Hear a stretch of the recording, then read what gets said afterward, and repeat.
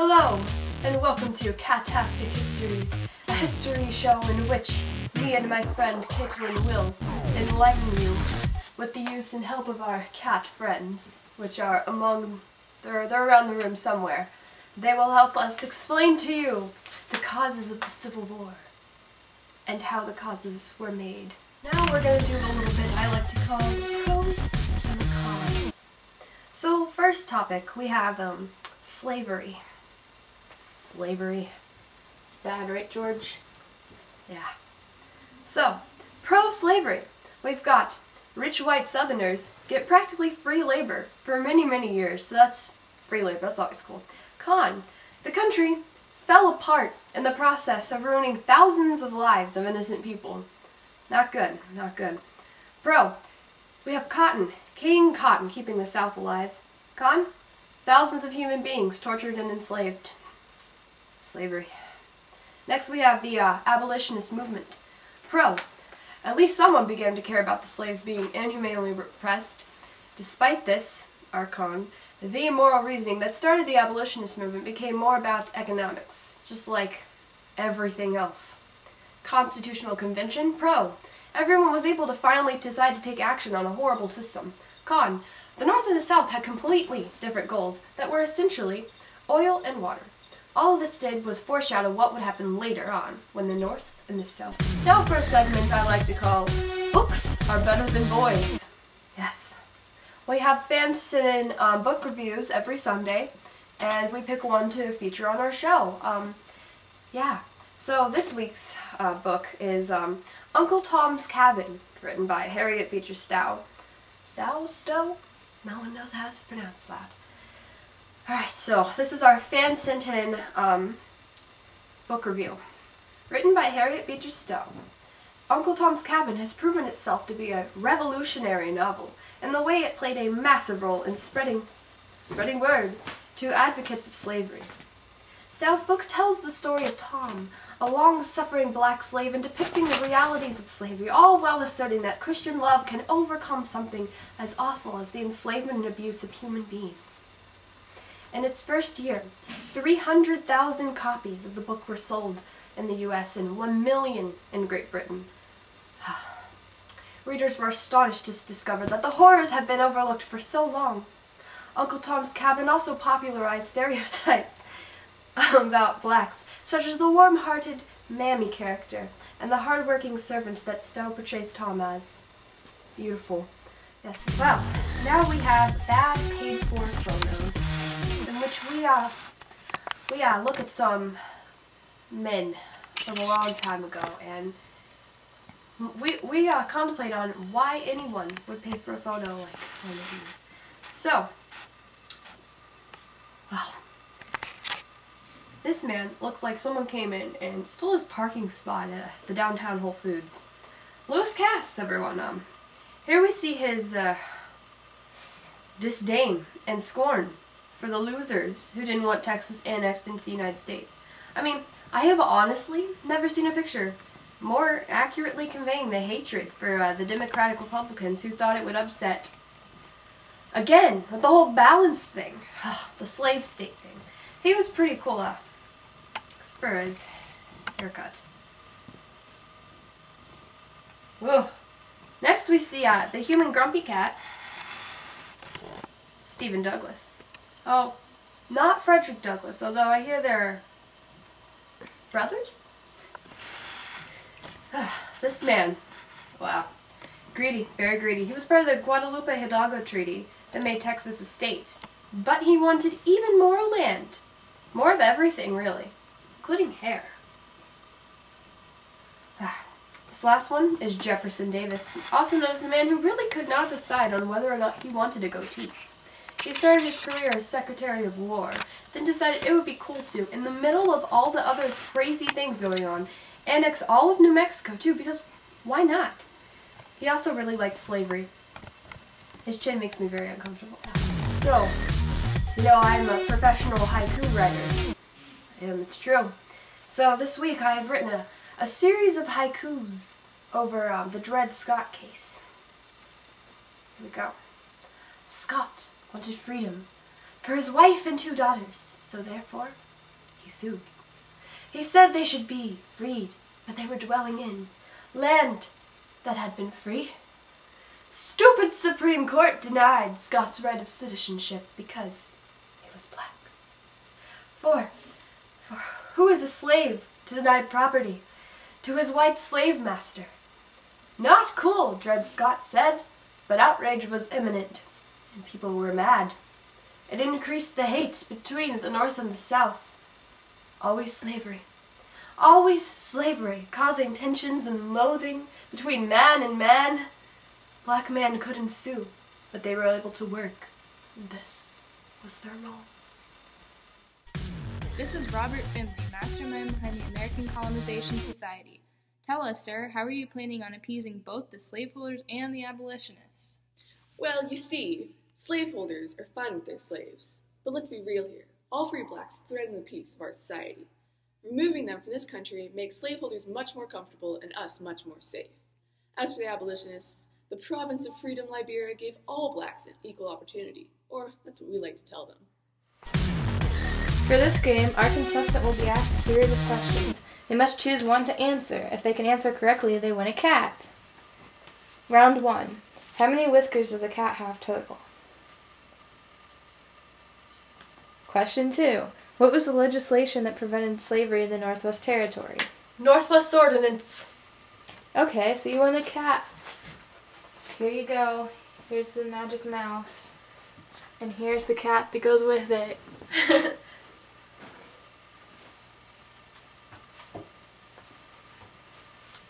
Yay, cat! Hello! Hello, cat! Round 2. How heavy was the largest cat in existence? What failed amendment sought to admit Missouri as a free state before the Missouri Compromise was agreed upon? The Talmadge Amendment. You would be correct. You Yes! win another cat. This caused tensions between Northerners and Southerners who had completely different goals for the founding of the new state. Southerners wanted the additional population to get more representation, while abolitionists argued that slavery was immoral and had no place in the Union. Essentially, this disagreement was based only on sectional beliefs that ended up fatally dividing the country. Yay, cats!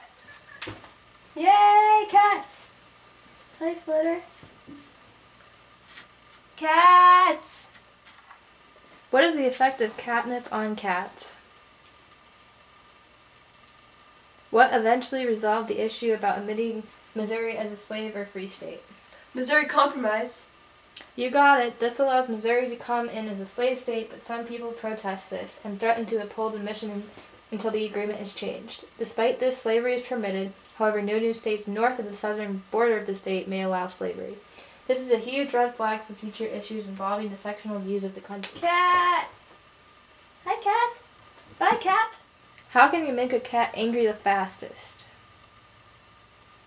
What was the resolution called that prevented any anti-slavery agreements from being discussed? Gag resolution. You would be correct. Yes. Congress decided not to discuss any more anti-slavery petitions. Northern Whigs and Democrats generally opposed the measure, but it was still able to pass. John Quincy Adams opposed this during his time post-presidency in the House of Representatives and fought to have it repealed along with the abolition of slavery. Yes. Cat! Woo! Hello.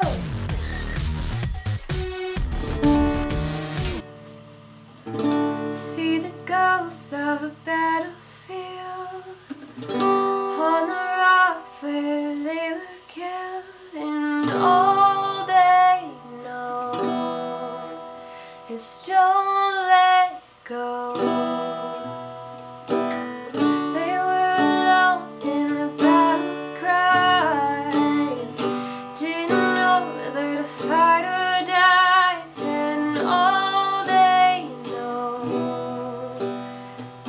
Now they roam.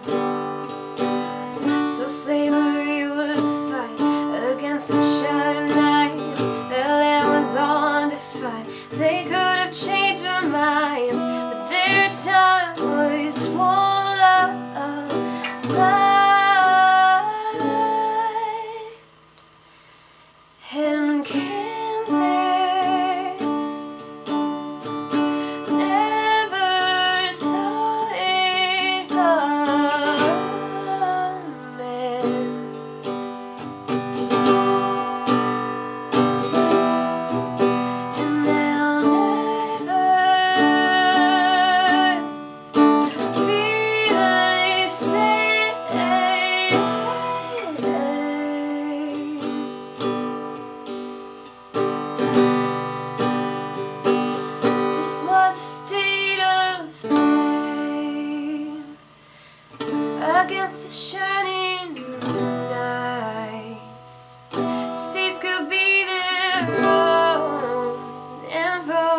on slaves and rights. These were the hands of fate, or the Achilles heel. This was a hopeless age of something hard and right and real. And Kansas never saw it coming.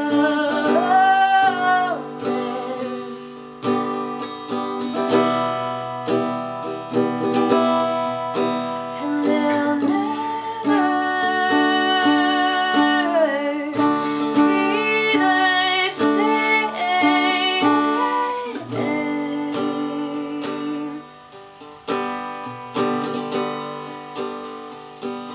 This was a state of pain. This was a way to prove that slaves could be their own and vote on slaves and rights. These were the hands of fate, or the Achilles heel. This was a hopeless age of something hard and right and real. Thomas Jefferson, author of the Kentucky Resolution. As we all know, you and your political allies, most notably Madison, who wrote the Virginia Resolution, were very upset by the Alien and Sedition Acts. Can you enlighten us on the principles behind this? Oh, I would love to. First of all, we, as states, chose to enter the Union. Therefore, it is our constitutional right to judge whether a law is constitutional or not. Because of this, we, as states, uphold the right to nullify any act of Congress that does not follow our binding document. I am very happy to say that myself and my allies set a precedent for not accepting any unfair regulation. It is this vital fact that dragged us into the Civil War, and I will not stand for it. Next we have epic and fail. I will read out a series of rebellions, raids, and revolts, and you, the audience, by your votes will determine whether it's epic or a fail. First we have Prosser's revolt. Set up to be a revolt of epic proportions, Prosser had skillfully planned to lead several slaves to the city of Richmond, hoping to make a huge statement about the evil of slavery. What was it, a huge success or an epic fail? Okay, it was a fail! Rain postponed the planned rebellion, and anxious slaves, they turned Gabriel in. This soiled the event that had the potential to be of epic proportion, but in reality just set the stage for future attempts to overthrow white slave owners. Next, we have Denmark Vesey's revolt. Vesey, a freed slave, plots to kill whites in South Carolina in a revolt based on the Haitian Revolution. Slaves from many miles away were on the attack. Was this a success or a failure? Fail! 2 conspirators were arrested, forcing Vesey to move the date forward, but unable to communicate the date to change to everyone. The revolt was a huge flop, further illustrating the collapsing relations between slaves and owners at the time. Next we have Nat Turner's rebellion. Inspired by a series of visions throughout his life, Turner, with a few accomplices, plotted to kill several local white people. Success or failure? Surprisingly, unlike the other rebellions, Turner did accomplish his goals, or some of them. Epic! 50 to 60 white people were killed in the attacks. However, Turner did pay the ultimate price for his actions. This rebellion led to uneasiness in the South that further foreshadowed unrest to come with the Civil War. Next we have Harper's Ferry raids. John Brown, a white abolitionist, worked to gain a following of local slaves in the area around Harper's Ferry, West Virginia. Under a pseudonym, Brown rented a warehouse for preparations for his uprising. On an October morning of 1859, they left the warehouse and took the armory. Success or fail? Fail! The militia showed up and essentially blockaded the abolitionists into the armory, where they stayed until the raiders were either captured or killed. That's it for our... And now we have a segment in which I thank certain events for their contributions to our U.S. history. So, thank you, Northwest Ordinance, for organizing new territory that eventually gave us Minnesota accents, Wisconsin cheese, and made the Ohio River the boundary between slave and free states, and, you know, creating so much tension. Love, Henry Clay. Thank you, Second Great Awakening, for being Prince Philip from Sleeping Beauty, and creating new sects of Christianity that still confuse people to this day. Abolition and Prohibition got their kickstarts from you. Nice! Sincerely, the average Christian who doesn't know what the difference between Methodists and Baptists are anymore. Thank you, Cotton Gin, for improving the rate of cotton production and therefore making slavery even more a part of Southern pop culture. You basically caused the Civil War all by yourself. Sincerely, angry Northern politicians. Hello and welcome to the History Fashion Show. First, we have our model wearing the Daniel Webster brand. We have long sleeves and pants because he was a conservative man. We also feature some tie-dye because, you know, he really opposed the Civil War. He didn't want that war to happen. He didn't want the Mexican-American War to happen. Boo wars! And we've got two cats to represent his fear of unbalance with the California and Utah and the New Mexico slave state, free state balance. Finally, we have Stephen Douglas. Yes. Woo! For this costume. For this costume, we have pom-poms because he was so enthusiastic about the Compromise of 1850. Yeah. So enthusiastic. Woo! He also was the one who divided the Compromise into separate bills. Divided meaning, hi-ya! Hence the karate belt. To get it passed. Yeah. And Stephen Douglas. He was a pretty cool dude. We have John C. Calhoun. This costume features pillows stuffed in the shirt because he was very arrogant and full of himself. We have a mask because he wanted to rob Congress of their power to stop slavery. And last but not least, a ruler to demonstrate his willingness to enslave human beings because he liked being in power. John C. Calhoun, everyone. Okay, we'll see what happened later on. Strongly modeled the principles of the Virginia and Kentucky resolutions, the nullification crisis. To argue the opposite side of things today, we have Mr. Jackson. Would you mind sharing with us why you believe nullification is illegal and how you hope to prevent a sectional split? No one has the right to leave the Union. We are one. You cannot pick and choose rights. There are better ways to respond to not liking something than just claim your superiority, like South Carolina did. By doing this, they essentially divide the country. Then showed everyone that it's not okay to just deny national power. We have no chance at surviving as a country if this happens. The way I see it, we are headed in a bad direction if stuff like this continues. And as president, I solemnly swear to murder every last one of them who dares defy me.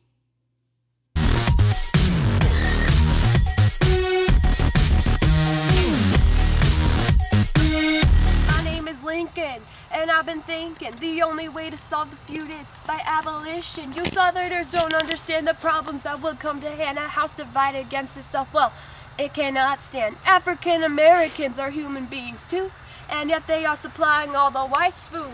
It's not fair, it's not right. How can you even sleep at night? Life, liberty, and the pursuit of happiness are something you're entitled to. That's right, Douglas. Workies. Damn Yankees, you're all a bunch of weenies. Citizens should have the right to choose their way of deciding whether blacks should be enslaved. The court that reigns supreme is not as important as what the people have to say concerning their government.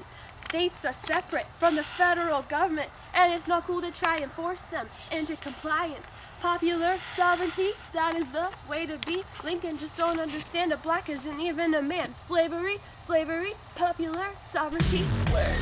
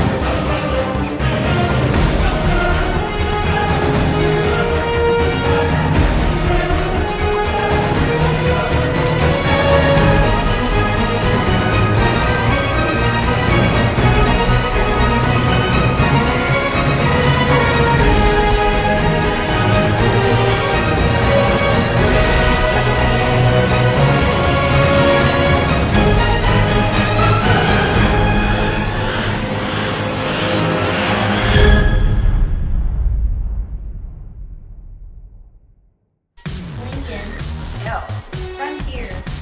Ew. Self-made man. Ew. Abolition. Abolition. Ew. Republican. Ew. Ew. Slavery. Ew. Breckenridge. Ew. Ew. Northerners. Ew. Conflict. Ew. Abe Lincoln. Ew. Douglas. Ew. Tension. Ew.